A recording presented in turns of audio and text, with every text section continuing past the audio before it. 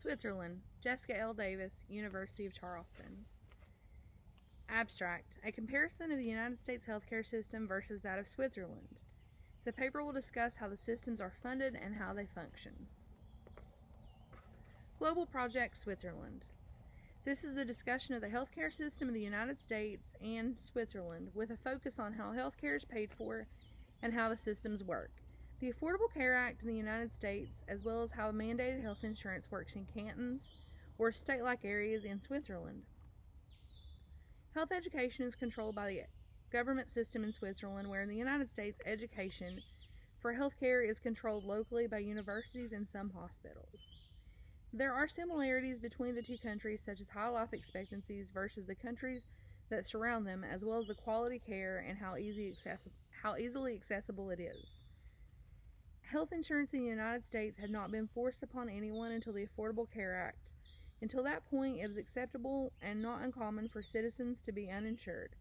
Many citizens were covered through their work with voluntary health insurance, while others were covered through retirement policies, workers' compensation benefits, Medicare and Medicaid policies.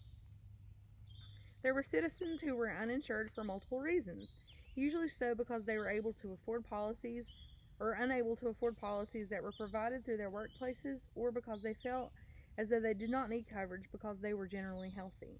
In the United States, most of the population receives their coverage through private entities. In Switzerland, healthcare coverage was fully mandated in 1996 and is called MHI, or mandated health insurance. The insurance companies are not allowed to deny anyone coverage for age or healthcare status, unlike in the United States, where some people were discriminated against due to their pre-existing medical conditions such as diabetes, cancer, or progressive age. In Switzerland, the more ill a person is, the more the government will help that person to receive the care they need by helping with the cost of MHI policies. The healthcare system of both countries is imperfect and has many flaws. In America, as well as in Switzerland, the population is aging and has increasing need for more in-home and long-term care options. The life expectancy of both countries is rising with the cost of their healthcare policies and out-of-pocket costs. The healthcare system in the United States can be described as many systems that come together as one for the good of the public or the patient, such as during a natural disaster or an epidemic. Also, people of the U.S. will sometimes have more than one healthcare provider. Private insurance, such as the UMWA, will pick up a portion of a patient's bill, while their secondary policy will pay out what was not covered by the first provider. The system is common and leaves citizens with less out-of-pocket costs. It is also common for the U.S. citizens to have separate dental and vision insurance policies, where most primary policies do not cover these services. According to the WHO 2013, powers in the health sector are divided between the federal and state governments, which breaks down to medical and pharmaceuticals are mandated by the federal sector, and some states take care of the needs of the people within the state, like with local health departments and primary prevention programs. In comparison, according to WHO 2015, the Swiss healthcare system is highly complex, combining aspects of managed competition and corporatism in a decentralized regulatory framework shaped by the influence of direct democracy. In Switzerland, the people of cantons have much more to say about what happens in their area of the world. According to WHO 2015, 1. The three different levels of government, the federal, the cantons, and for social services with the municipalities. 2. Recognized civil society organizations or corporate bodies, such as associations of health insurers and healthcare providers. 3. The Swiss people who can veto or demand reform through their public referenda. The people of Switzerland also commonly purchase secondary insurance for dental and vision because it's not common for their services to be covered either. The United States healthcare system is financed largely through taxes. According to the WHO 2013, public sources constitute 48% of the healthcare expenditures in the United States.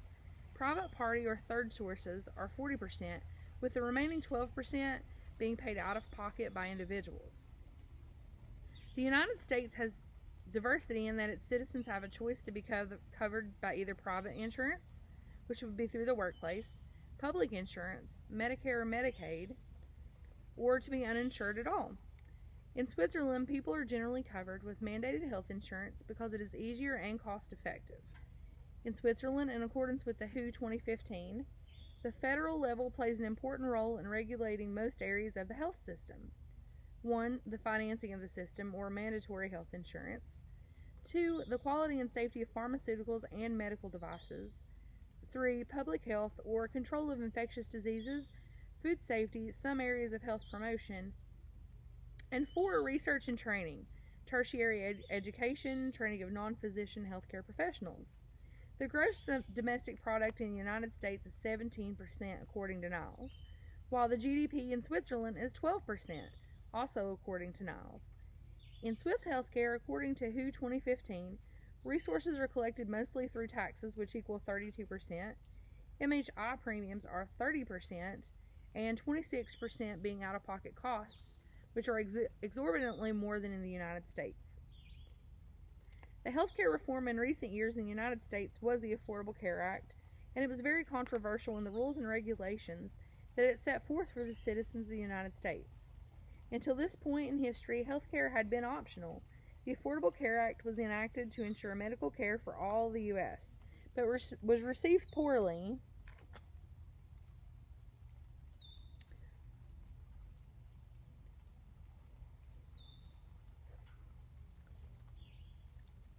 due to the regulation of having to purchase healthcare insurance from a private company or face steep fines.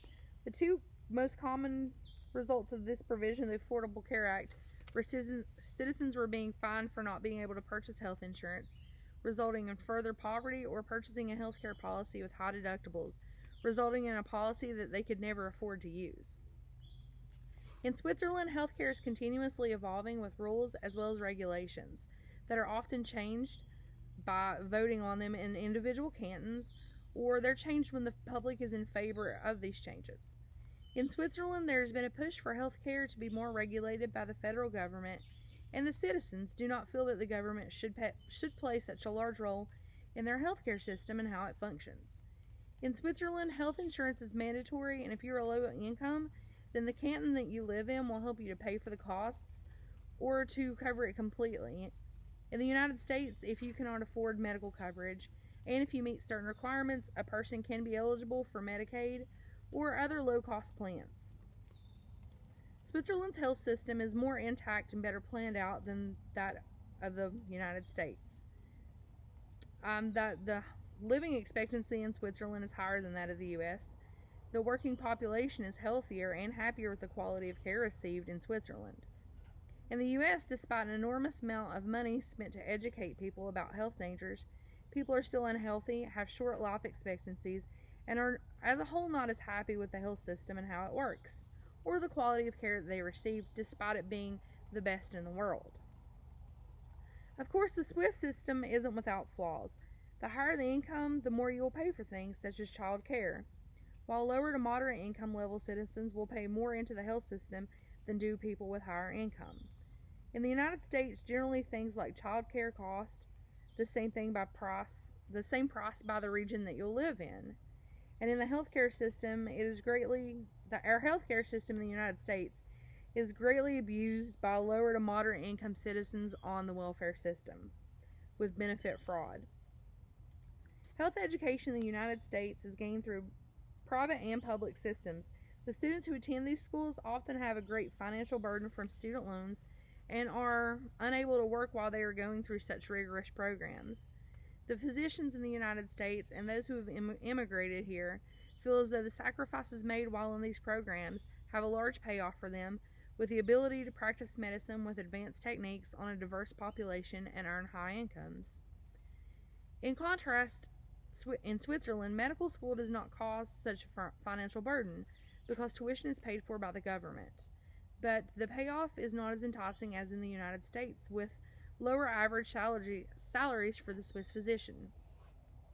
The lower wages in other countries like Switzerland make retention of healthcare workers difficult, coupled with the ever-growing demand for skilled medical professionals in the United States, and increased salaries results in the healthcare professionals, especially physicians leaving their country of origin to come to the United States to practice. In conclusion, the health system of Switzerland greatly benefits their citizens as they have greater life expectancies and are statistically in better health than those in other countries surrounding them. Switzerland's healthcare system is very different from that of the U.S. in that it mandates the health insurance coverage for everyone. The healthcare system of the U.S. is currently undergoing major changes, has a lower life expectancy rate than the Swiss, despite the large amounts of money per person we spend on primary and secondary prevention programs. The Affordable Care Act was not received well because those of the U.S. were not accustomed to having mandates on health care by their government. The Swiss are always undergoing reform to their system, and their changes happen slowly and at a more localized level that allows for the citizens to better receive these changes. If these countries were to come together and make a model of a healthcare system using strong points of each, they would be unstoppable in what could be accomplished with patient care. References will follow in the credits.